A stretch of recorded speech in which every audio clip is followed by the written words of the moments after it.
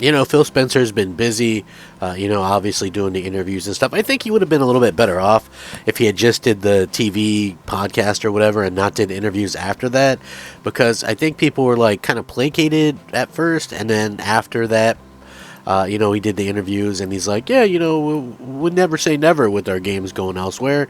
I think like people were much more, or Xbox fans were much more happy with the original version of that, where he's like, yeah, those games aren't coming to PlayStation. Like, again, we never know what happens, and he could just be legitimately covering his rear end, for 10 years from now or whatever.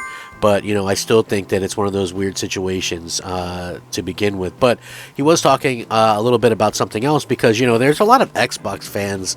And, man, I love you guys, man. Xbox fans are passionate. Xbox fans are diehard. But Xbox fans can be sort of taken in as well. Because I saw a lot of Xbox fans sort of say, oh, well, if Xbox games are going to PlayStation, that must mean, PlayStation games are going to come to Xbox, or Nintendo games are going to come to Xbox. And it doesn't really work that way, which is, it's just truth. I know people were trying to run with that thing where the CEO of PlayStation was saying multi-platform, but he was saying computers, and was basically reiterating that they needed to do that. And look at Helldivers, the success there, obviously, from that strategy has paid off.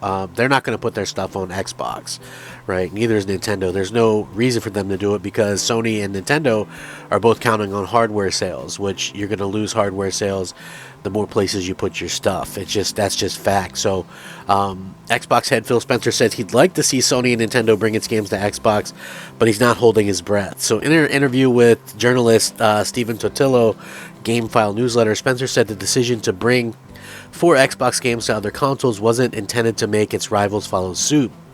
He says, and I quote, "This is not for me like some kind of bartering system. We're doing it for the better of Xbox's business." Despite this, Spencer said that he would, of course, welcome other consoles, games on Xbox, and noted that it would be beneficial for multiplayer games in particular, where building a large online community is important for a game's lifespan. I will say, when I look at a game like Helldivers 2, and I kind of did a video about Helldivers 2 thing yesterday, and it's a great game, kudos to the team for shipping it, I'm not exactly sure who it helps in the industry by not being on Xbox. If you try to twist yourself to say, like, somehow that benefited somebody somewhere, but I get it, there's a legacy in console gaming that we're going to benefit by shipping games and not putting them in other places. We do the same thing. Spencer also noted that Helldivers 2, which Sony released on PlayStation and PC on the same day, is doing well on the latter. He says, I will say shipping more games in more places and making them more accessible to more people is a good part of the gaming business. Earlier in the week, Sony president and PlayStation chairman Hiroki Totoki said that he wants the company to be aggressive when it comes to improving its gaming division profit margins, which he says can be partly achieved with greater focus on bringing first-party games to PC. During an investors call, Toki made it clear that he feels releasing first-party games multi-platform will be the way forward, though he did then appear to clarify that he was referring only to PC when he said this. So again, there were quite a few people that were thinking that this was some kind of thing, saying they were going to release them on Xbox. I don't ever see that happening. And I could actually see their profit margins going down, because they only get the 70% of the royalties on Steam or whatever. So you're actually making less, and the games cost less there. So yeah, I don't really see that as, releasing their big first-party games there as being on day and date as being something that would be smart, because again, multiplayer stuff, harder, I don't think, I'm not 100% sure on this, but it's like one of those things where you can't really pirate it. Like, how would that work? But single player stuff can and will be pirated, so I think that's probably something that you have to factor into it.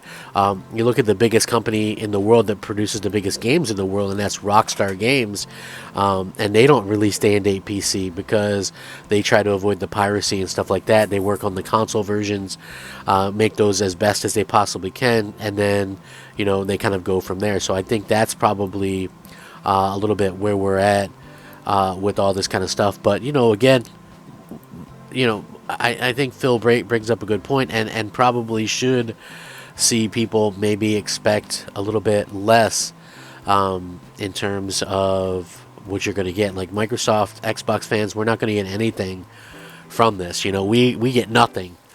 we get, made fun of because our exclusives aren't exclusive, and we get, you know, question marks over every game that they announce whenever they do it. Like that's the bad. That I think that's probably the worst part about this is, let's say they announce like some amazing looking game, new IP or whatever, at their showcase, right?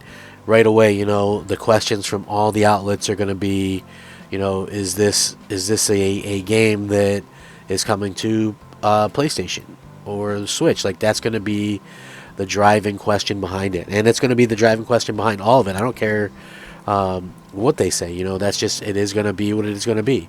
And so I think that is the real negative part about the situation at hand, and there's not really anything they can do about it because they've legitimately already said, hey, this is just the way it's going to be, but don't expect it to be every game. But then again, once there are more games, which there inevitably will be, we'll kind of see how this kind of ends up working out for Xbox fans. I think,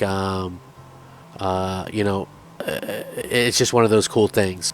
And I've kind of mentioned, I think that, gaming is changing in a lot of ways.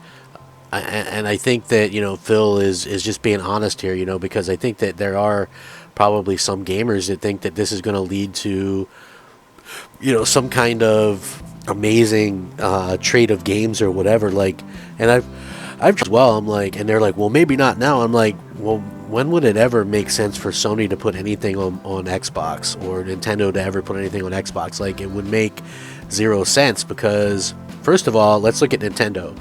I actually saw somebody yesterday mention to me, oh, well, could you imagine if they put, Mario Kart on Xbox and, PlayStation? And I'm thinking, I don't imagine that it would do any better than it's already doing, because I think that most people that own a Switch or whatever probably already own a PlayStation or an Xbox. So, for me, I think that it could potentially do worse. But, at the end of the day, like, that game's already selling, 35, 40 million copies just alone on the Switch.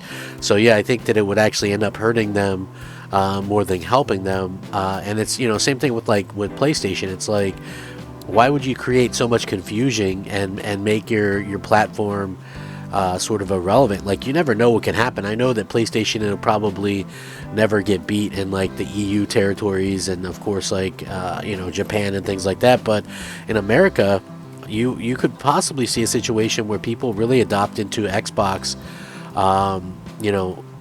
rather quickly, depending on kind of what's going on. So, again, I think that it like, gaming certainly is changing. I think that a lot of times these people, the ones in charge, want to maybe push an agenda, and then we just kind of accept it. Like, this is something that I've noticed that happens with like cloud gaming, right? Everybody just expects that to be the thing, but at every corner, at every chance, at every time, it has failed.